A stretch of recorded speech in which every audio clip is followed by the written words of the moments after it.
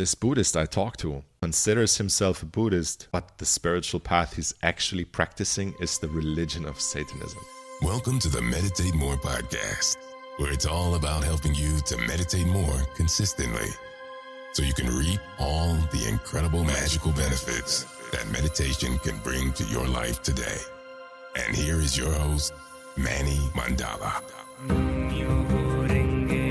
Hey, and welcome to another episode of the Meditate More podcast. And if you're here for the first time, make sure to subscribe because we have some power-packed content for you. Today we'll talk about the biggest mistake in Buddhism as it's being taught today and the real reason why there is so much suffering in the world. Next, we'll also talk about how meditation can help you to have a better life, and specifically we'll talk about how to use meditation to become more productive, to get more done, which of course is going to translate into better results in all areas of life. If you get more done, you can make more money. If you get more done, you have more free time. If you get more done, you can fit everything else in better, be it working out, relationships, meditation. And third, we'll also talk about the nuts and bolts of meditation, the practical how-to stuff. And today I'll teach you how to stay in a meditative state 24 hours a day. It sounds very advanced. It's not as advanced as it sounds. And I'm sure you can do it once you get the knack of it, once you get the idea. It's actually really simple. So I'll teach you how to do that today. And of course, we'll go in depth on the why of the first noble truth of Buddhism, suffering. And this is a core spiritual question. It's also known as theodicy. If there really is a higher spiritual order, if there really is karma, if there is divine justice, and given that most people are fundamentally good, that's the common assumption, right? I mean, the vast majority of people aren't out there stealing and killing and raping. Then why is there still so much suffering in people's lives and in the world? And spiritual traditions, and especially Buddhism, teaches us that our suffering is self-inflicted. So how does that work exactly? Very important stuff. So we'll talk about all that today. Should be a pretty awesome show. Before we do, I want to recommend you listen to this podcast at 1x speed because all the fast listening accelerates the mind and hence works counter to our meditation. And if you haven't listened to the previous episodes yet, I highly recommend you do that first because these episodes build on each other, kind of like a TV show. Final point before we get started. The best way to follow the podcast is on my website, mannymandala.com. That's where you find everything else. I have all episodes there in audio and video format for you, including links to 21 different platforms I'm on, plus all my social media, download links, transcripts, and of course, my complete meditation course, the Meditate More Challenge, for free. So go to mannymandala.com to check that out. That's M-A-N-N-Y, Manny Mandala. mannymandala.com. All right, with the housekeeping out of the way, we'll get started. And I got to take a minute to vent again, guys, because the unmeditative state of people's minds, I mean, maybe this is my punishment for not starting to teach this stuff sooner, but there's a bank account that I hadn't used in 2 years because I was traveling. And then the next time I tried to use the account, my bank sent me this message. Your account is still open, but currently dormant in status. To activate, kindly visit our branch to update the account info with details below. And I wrote back, I will be in Latin America this year, so I cannot come to the branch personally. How can I reactivate the account remotely? Sit down for what they wrote me next. To activate the account, kindly mail to the branch the consularized and apostilled account updating documents, personal info sheet, deposit account application form, specimen signature, terms and conditions, privacy consent, cybersecurity form,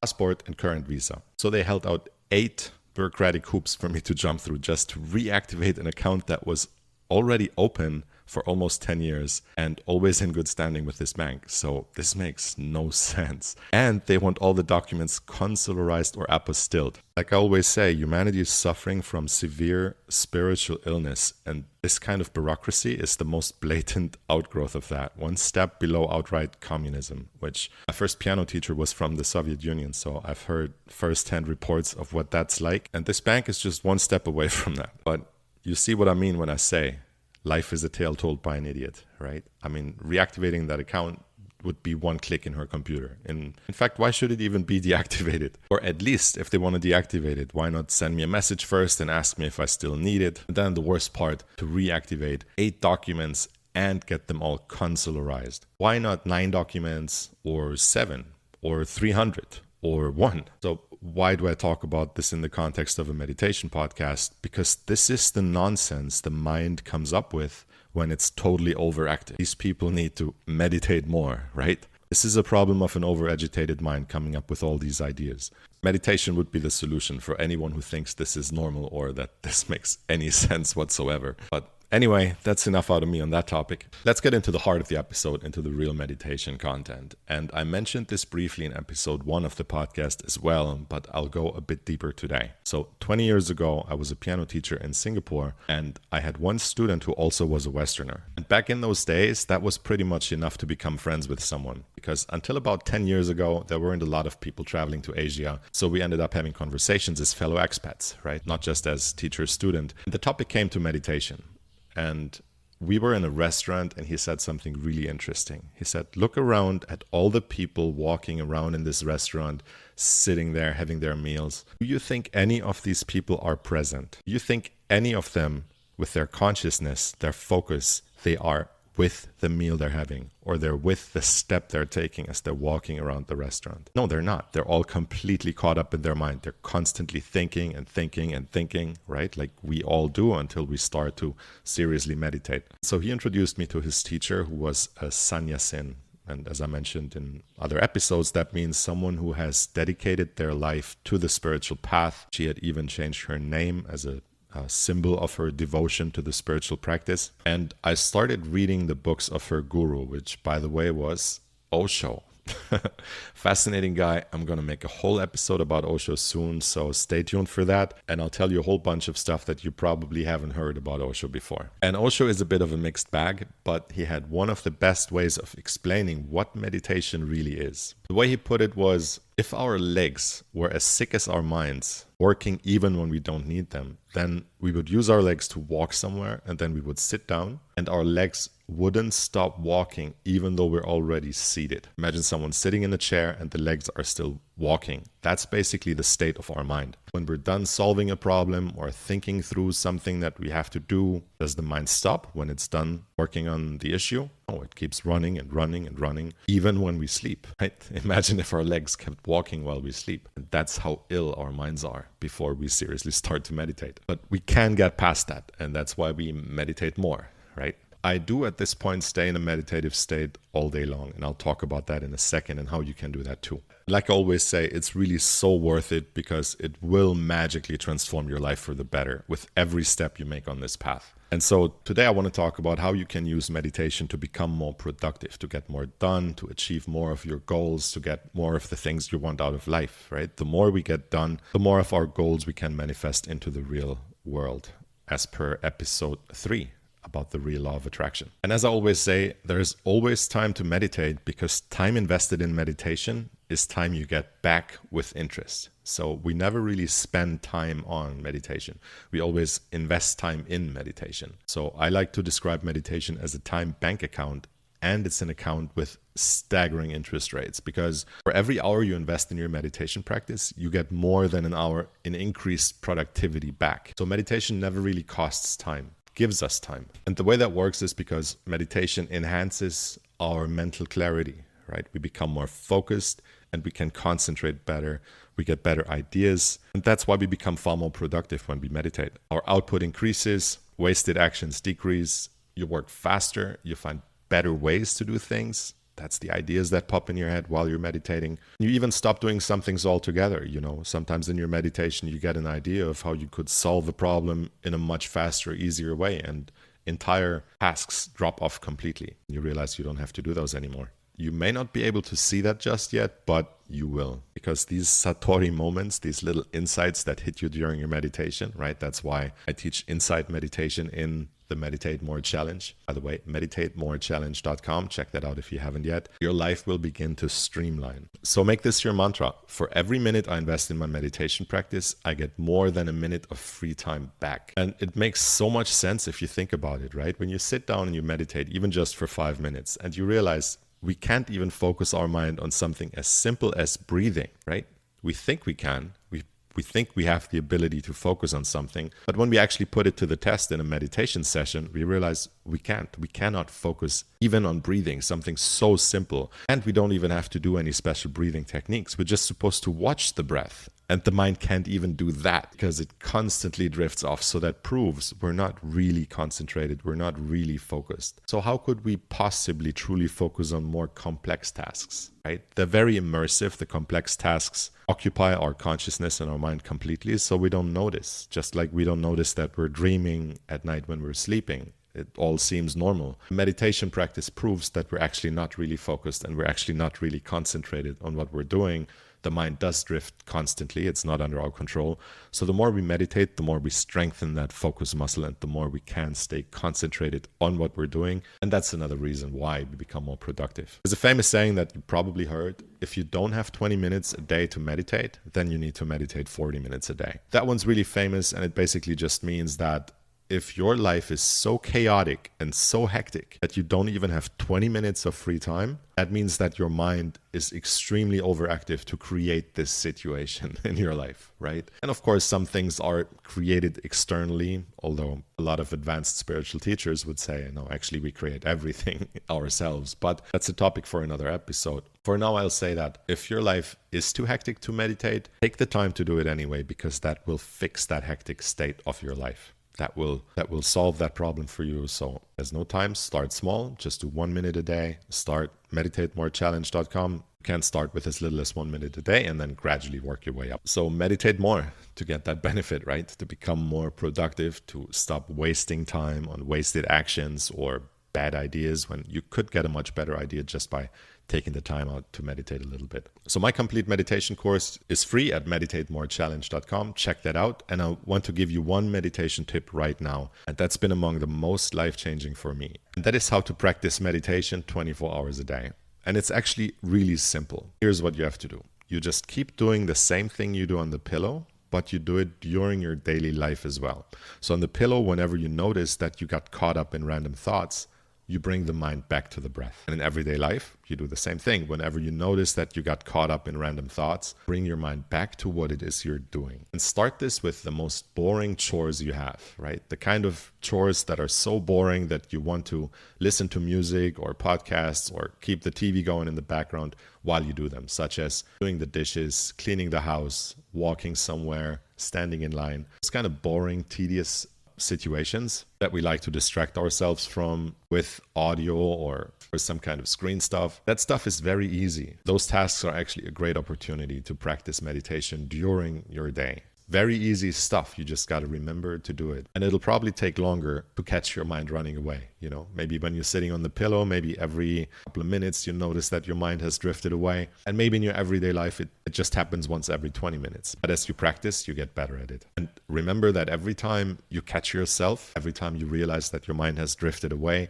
and you're not present with the dishes you're doing or the walking motion of your legs, that's a win. Because every time you notice, you become a little bit more present in your life. And it's really going to make a big difference in the quality of your life, because becoming more and more present during your whole day and not just when you sit on the pillow means that all the benefits of meditation are going to translate much more into your everyday life. All the stuff I talked about in episode 1, right? That negative stuff affects you less, positive stuff brings more pleasure, and so on. There was a long list of benefits. I talk about them in more depth also in day 1 of the Meditate More Challenge. So check that out, meditatemorechallenge.com. By the way, I got another comment on that challenge from a listener, and she writes, I started with hardly managing 7 minutes and can now at least sit for an hour. And I replied, yeah, that was the same for me. I really had phases when even 5 minutes felt like a strain because I was just getting antsy even after 5 minutes or less than 5 minutes. But eventually I worked my way up to doing 2 hours a day and even 10 hours a day at times. And we do that with progressive overload meditation. I already talked about that on the podcast. And there are 2 more techniques that will help you to build up to an hour a day or 2 hours a day easily if you want to. And that's the inner arcade and stillness stacking. Game-changing techniques, but you'll have to grab my course to learn about those because I need to move on. Sign up to the challenge for free at meditatemorechallenge.com, and now we'll get to the main topic of today. That's, of course, the biggest mistake in Buddhism, the way it's commonly taught these days, and the question, why is there so much suffering, even though most people are basically good, or at least they aren't fundamentally evil, right? So to set the stage real quick, in episode 5, we talked about cognitive biases. Go back and listen to that one first if you haven't yet. It's very important to understand that aspect of our mind from a meditation point of view. But as a quick review for those who have listened to episode 5, cognitive biases are mistakes in thinking that are systemic, meaning they're inherent to the mind and especially to the unmeditative mind. So a famous example is confirmation bias. Conservatives tend to watch Fox and liberals tend to watch CNN. And if you say, yeah, I do that, or that makes sense, then definitely go back to episode 5. Another example of a cognitive bias is the normalcy bias. And that's underestimating the probability of a disaster because it hasn't happened yet. And humanity is big time affected by this one right now, but also a topic for another show. Here's the cognitive bias that will shock you. There is one called moral disengagement, and it was studied by Albert Bandura. He's a Canadian-American psychologist. And that's a scary cognitive bias. Here's what it is. It says that people mentally justify unethical behavior. And they say things like, yeah, this is causing harm, but it's okay because. Remember in episode 3 when I talked about the yes but? Or the yes but can be an aspect of the ego. An example is a soldier who kills dozens of people, but they call those people animals. And psychologists call that dehumanization. And it's an example of moral disengagement. And it happens a lot in war. It's not an uncommon thing. Or a police officer who participates in a genocide, and he might say, I was just following orders. Psychologists call that one displacement of responsibility. And it's another example of moral disengagement, the cognitive bias, right? So we're going deep here. First, we talked about cognitive biases in episode 5. Then we talked about the specific cognitive bias called moral disengagement. Then there are examples that psychologists have studied, such as displacement of responsibility. And a specific example of that particular psychological phenomenon is anyone who says, I was just following orders. Famous sentence from the Nuremberg trials. Didn't stand up in a court of law, does not hold up in the eyes of the divine, right? It does not hold up in the eyes of the creator. Or a company dumping chemicals in a river. They might say, oh, it's just a little pollution, won't really hurt anyone. That one psychologists call minimizing harm. And that's also moral disengagement. That's also a cognitive bias, right? So that's the principle in a nutshell. Moral disengagement lets people violate their own moral code while still feeling like a good person based on some kind of justification. Okay, that's really important. There's a cognitive bias called moral disengagement, and that's when people violate their own moral code while still feeling I'm a good person based on some kind of justification. And now let me give you some extreme examples so you really get where I'm going with this. Bandura, the psychologist that studied this phenomenon of moral disengagement, he found that even murderers, rapists, home invaders, gang members, thieves in prison think they're genuinely good people. Even dictators who commit genocide think they're genuinely good people. And it gets even worse because there's another data set by a researcher by the name of Konstantin Sedikidis. I hope I pronounced his name right. Looks Greek, I'm not sure. So he's from the University of Southampton, and he discovered that these incarcerated, hardened criminals actually tend to view themselves as more moral than average. They think they are kinder, more trustworthy, and more honest than the average person. So not only aren't they bad people, they think they're actually particularly good people. And that raises the question, if we all suffer from cognitive biases, all of us, right? This is a normal, inherent, systemic part of the human mind. Could this cognitive bias of moral disengagement only apply to hardened criminals, or could it apply to the average person as well? Let's find out. And I will make the case that the answer is yes. Most people aren't quite as good as they think they are, and in 3 major ways. Today we'll talk about one of those, and I'll have to leave the other 2 for next episode, so stay tuned because each one is a pretty big topic in and of itself. And if we want to talk about this, we have to first define the term. What really is a good person? What does that mean? And the most basic way we can define it is by going back to podcast number 1. A good person is one that lives by the golden rule. But here's the thing. There are 2 versions of the golden rule. Have you ever considered that? Have you ever given that some thought? There's one that says, don't do unto others as you don't want done unto you. That's known as the apophatic golden rule, from Greek apophasis, which means negation. So this version of the golden rule tells you what not to do. Don't murder, don't steal, don't rape, don't assault people, don't trespass in their homes, don't coerce people, don't lie to people. Basic stuff, right? And most people would agree, and most people live by this law. Or do they? We'll get to that in a little bit. But first, there's a second version of the golden rule, and that's do unto others as you would have them do unto you. And that's known as the cataphatic golden rule, that comes from Greek kataphasis, which means affirmation. So that one tells us what to do, right? So there's a negative and a positive version. There's one that tells us what not to do. Don't do unto others what you don't want done unto you. And there's a positive version that tells us what to do unto others as you would have them do unto you. That's not at all the same thing. They're actually very different in meaning and what they imply. And the cataphatic golden rule is where it suddenly gets difficult to be a quote-unquote good person. Because now suddenly it's not enough to not initiate harm to others. We also have to proactively do good. Because most people would say, hey, I'm a good person. I don't steal, I don't kill, I don't rape. I try to tell the truth whenever possible. I really care about the people who are close to me. I'm nice and polite to strangers. But how many people are truly spending their time proactively trying to do good? That's a step beyond, isn't it? And at this point, I want to call back to episode 6, to Allan Kardec's books. I told you there were 2 points in the Spirits book that I did not like. Not that I disagreed with them necessarily, they just made me uncomfortable, and that was one of them. And specifically, it's question 642 in the Spirits book by Allan Kardec. It says, in order to be acceptable in the sight of the Creator and to ensure our future happiness, is it sufficient not to have done evil? And the answer is, no, it is necessary for each to have done good also, to the utmost limits of his ability. Each of you will have to answer not only for all the evil he has done, but also for all the good which he has failed to do. Wow. So that's a tall order, right? But if you think about it, that's what the Buddha taught as well. Remember the 3 tenets of Buddhism we talked about in episode 1? Purify the mind, meditate, good. A lot of people are doing that. Number 2, don't do evil. Most people aren't actively doing evil. And then there's the 3rd tenet of Buddhism, cultivate good. Do wholesome actions, do good. And that's also all over the New Testament of the Bible. For example, in the parable of the sheep and the goats in Matthew 25, in the parable of Lazarus in Luke 16, and any number of other places. And if that's really the standard, and we'll analyze more if that really is the standard in a bit, but if it is, how many people can really make that claim that they're doing good to the utmost limits of their ability? Because that's the wording here. And I want to make one thing clear. I'm really not pointing fingers here because I can't. I wasn't doing that myself before I truly got this lesson. I also thought, hey, I'm not harming anyone, so I'm a good person, right? And in fact, as I said, this whole concept made me really uncomfortable, which should have been a clue that maybe I need to look at myself when it comes to this. But yeah, I didn't like reading that one bit. So let me give you an analogy. Let's say planet Earth is a house, and that house is on fire. Not the whole house is on fire, only some of the rooms are on fire, right?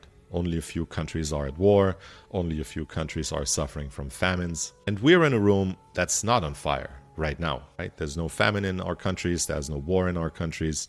We're pretty much okay. So here's the question. Can you really say you're a good person if you're in a house that's on fire? You don't help to put out the fire. You don't help to save the people who are in the rooms that are on fire. People who are trapped in the burning rooms screaming for help. Can you sit in the living room and watch a movie and say, hey, what do you want from me? I'm not harming anyone. I'm a good person. And meanwhile, we're hearing the screaming people in the upstairs bedroom begging for our help. That always reminds me of that song, We Didn't Start the Fire.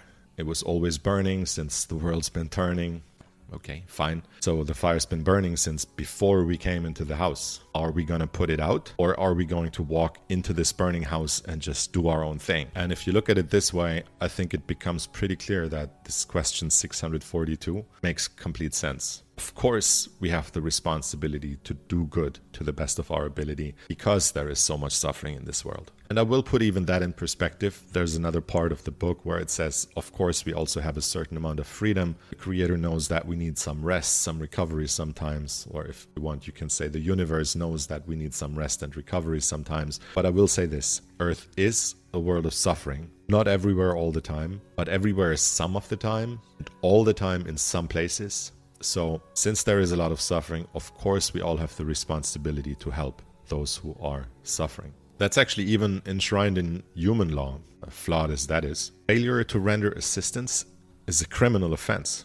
If you pass a traffic accident and you don't stop to help, you will be found guilty of a crime, even in a human court of law. And of course, look, sure, there are people like that. There are people who really dedicate their whole lives to doing good. But the vast majority of humanity is focused first on making enough money. That's the priority for most people. And then second, when that's done and they have time left, then I think if we're honest, most people, including myself in the past, spent that free time having fun in some way. Watching TV, going to the beach, going on vacation, going to parties, playing video games.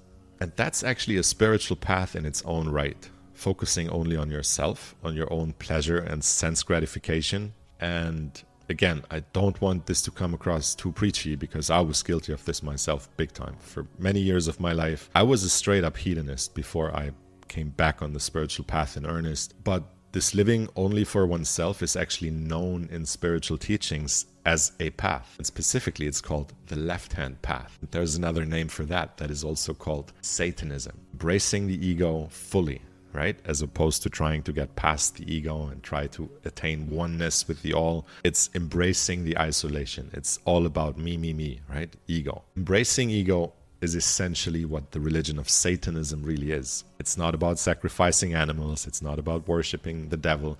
It's a way of looking at the world that truly embraces the ego. And I want to go in depth on that topic in episode 9. When we're going to have a closer look at the religion of Satanism. Fascinating topic, so stay tuned for that one.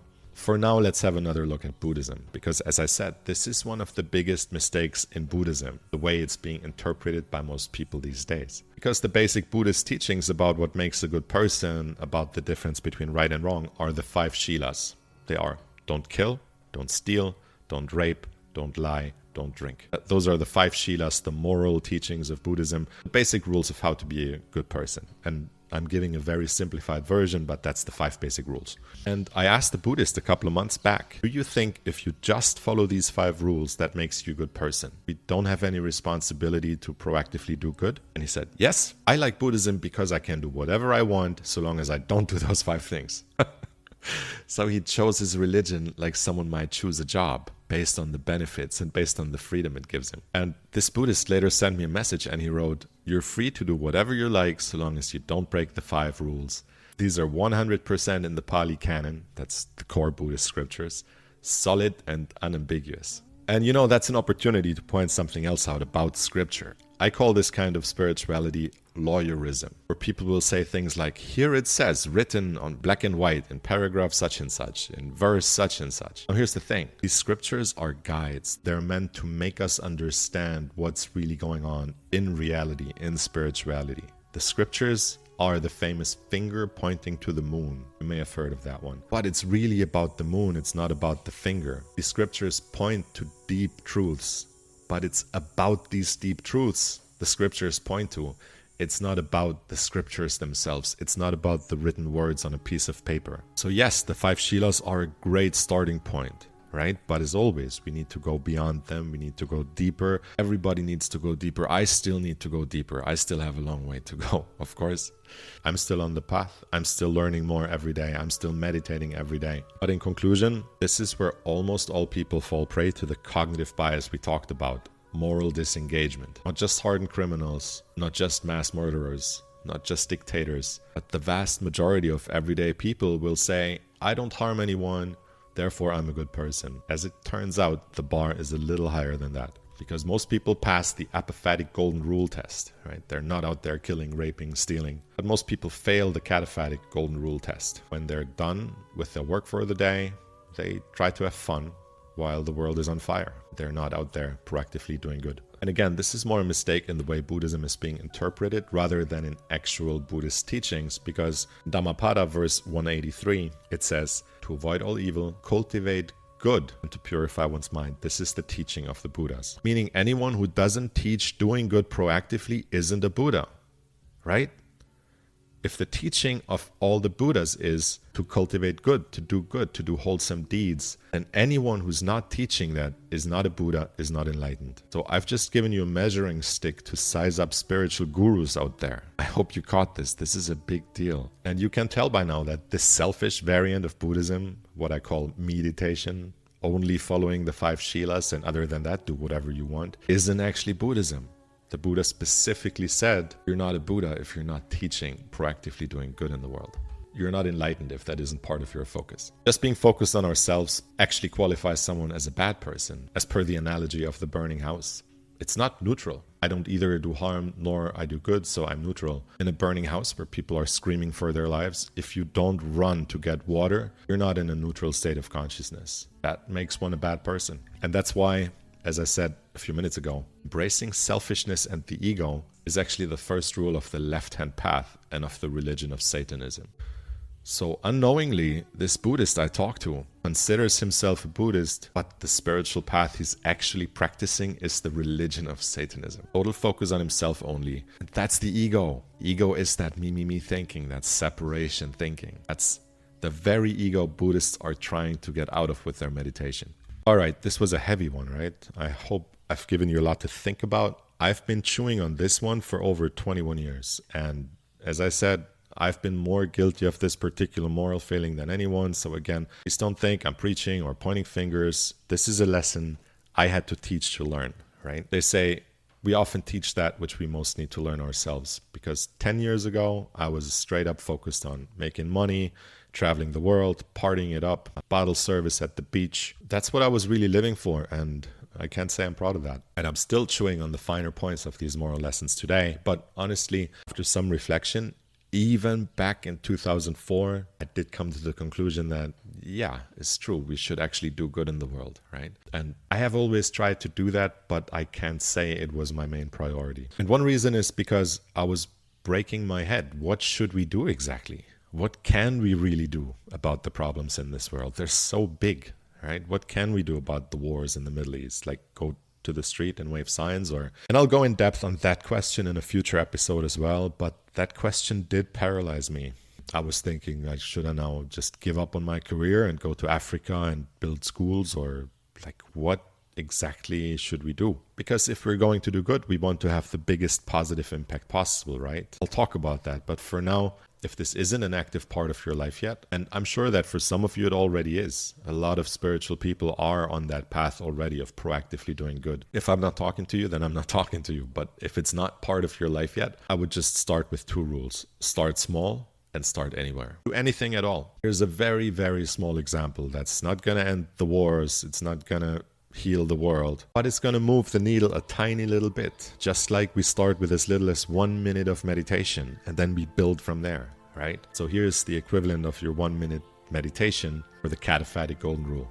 And this is just one example. It doesn't matter what you do. Just do anything. Next time a homeless person asks you for money, don't just shrug him off or don't even just give him a quarter. Talk to him for a few minutes and see if you can give him some encouraging words. And I know some of those people have mental illness and can't be helped that easily. I know some of them are dishonest and just want to scam you. What I try to do is I try to hear them out and I try to get a feel for what they're really all about. And sometimes you'll help someone and they'll break down in tears because nobody's given them even 5 seconds of attention all day. And they got 5 kids at home. One of them needs medicine and is coughing up blood or whatever their story is. See what I'm saying, guys? This isn't about whatever moralizing, finger pointing. It's just trying to remember there's real suffering in this world and it'll affect us at some point too, right? And if we can help even just a little, let's try. So instead of saying, oh, if I give him money, he'll just spend it on booze. One thing we can do is just buy him a meal.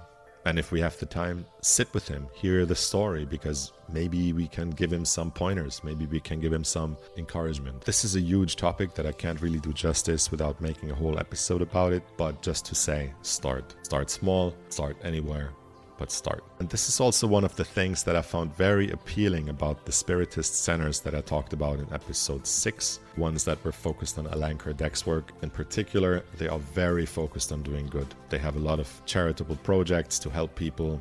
You can get involved with your time or by donating simple things. Even sometimes people who don't have much money themselves, they frequent those centers, and every week they go, they bring 1 package of rice for a family in need, right? That kind of thing. Does that sound cheesy? Like, I almost feel like this kind of talk sounds cheesy in our society, but honestly, then I think that just goes to show where our society is at. Today, I want to leave you with a quote from Edmund Burke, and he says, "All that's required for evil to triumph is for good men to do nothing." And I would adjust that quote a little bit. If you do nothing, you're not a good man. So we have just a few really bad people in the world. That's true. A few real psychopaths. But they're very active. They get into governments, they get into powerful corporations, they get into big institutions. And the quote-unquote good people are mostly pretty passive. And that's why the world is such a mess. Like, it's not rocket science. All right, heavy episode today, but I think Very important that we talk about this. And now I have a few more very important points. Make sure you stick around for these because we have some absolutely life-changing killer content coming up next week. And I'll tell you all about that in a second. First, if you like this episode, you'll probably love the Meditate More Challenge. That's my complete meditation course and it's absolutely free for now.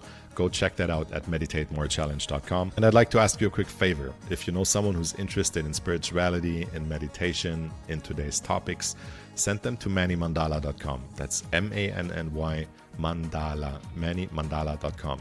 It's not Mandela. People confuse that sometimes. And if you want to share a specific episode, there are links to make that easy. Episode 1 is mannymandala.com/1. Episode 2 is mannymandala.com/2 and so forth. And if you haven't listened to the other episodes yet, I recommend you go over the archives. Start with episode 1 and go in order. I honestly think it's going to change your life. And subscribe to the podcast, of course, because next week we'll talk about how you can use meditation to increase your attention span. So my sister is a dog trainer and she has an Instagram page for her dog training business. And here's what she told me. She said, we used to have 7 seconds with an Instagram post to get someone's attention. Now we have 3. So within a few years, people's attention span has reduced from 7 seconds to 3. Here's a hint. If you're on social media, if you're on these apps, if you're on the screens, that has affected you. You have been part of this transformation. So next week we'll talk about how to get our attention spans back. They're getting scrambled by screens, by apps, by short form content, right? Short form content these days gets about 20 times more traffic than long form content. Not a good state to be in. We're basically training ourselves to be more ADD by constant notifications. Here's a bing, there's a beep, conversations in tiny chat snippets, accelerated listening, on and on. This is scrambling our minds. This is all anti-meditation. We have to talk about this. So we'll talk about that next week. And meditation, of course, is a big part of the puzzle. I'll give you the other part next week. In the how-to part of next week's episode, we'll talk about daydreaming, how to deal with it if it happens during your meditation or if it just happens during your day, and how to even use it to your benefit and for spiritual growth. Probably not what you think. And in next week's Dhamma Talk, we'll talk about the other 2 ways a lot of people fall prey to the cognitive bias called moral disengagement. Heavy stuff, but important stuff. Oh, and I said we'll talk about the question, what is God? But I'll have to leave that one for next week too, because this was pretty long and pretty heavy already. So all that and more in the next episode of the Meditate More podcast. Subscribe if you want to be notified when the next episode is ready. And the best way to subscribe is to hit the big yellow button on my website, mannymandala.com. One more thing. After last week's episode about the spirit realm, I got an email from a reader that was fascinating. And I want to read you this email before I sign off today. Here goes. This happened 10 years ago. There was a night when I woke up with a feeling of shock. There was a strange, deep and rhythmic humming in my head. It was more like a vibration than a real noise. It was not coming through the ears. I sat up and looked to the door of the room. Over there was a person. It wore a dark cloth and a censer. Smoke was coming out of it, and he was swinging it while looking in my direction. I was not able to move, and he came closer by teleporting, always a little bit closer, till he was standing directly in front of my bed and looking down while I was looking up. Then I could see the face. It was very old and pale, and there were a lot of scars. He did not talk, but put a golden coin on my forehead. I lost consciousness and fell asleep against my will. Just to startle again, the heart still racing. He was gone. The strange noise was still there. It sounds like a scene out of a horror movie and is the creepiest thing that ever happened to me, but it was exactly like this, and I'm very sure that I was not dreaming. In addition, I found out later that what he did with the coin was something which was done to people a long time ago for real. And the clothes he wore was what occultists wear for their ceremonies. And she goes on and she says, I hope you believe me. And I said, yeah, I don't have any reason not to believe you, because I've heard many dozens of stories like that firsthand from people I know personally, and I have experienced some myself, some that you really don't want to experience, because it's a jungle out there in the spirit world. There is dark and light. So to be taken with a lot of caution. That's also why I told you last episode, don't try to experiment at home. Find experienced people before you mess with this stuff yourself. It's not to be trifled with. And I just read this to show people what I said last week. If you only ask a few people if they ever had experience with spirits, you will get first-hand accounts pretty quickly. And I said ask 20 people. That's just to be really sure. But honestly, probably asking 5 people is enough. And in Brazil, probably asking 2 people is enough. So I'm going to leave you with this creepypasta for today. It's not fiction, it's a genuine email I received, and it's genuine experiences I've heard from friends and that I've made myself. But that's all for today. Thanks so much for listening. I'll see you on the next episode, so make sure to subscribe to the podcast now. And special thanks to Mariano Rugin and Lex van Zommeren for providing some of their music for the podcast. Thank you for the music, guys. I really appreciate it. And remember to meditate more, meditate more, meditate more, because it is so worth it.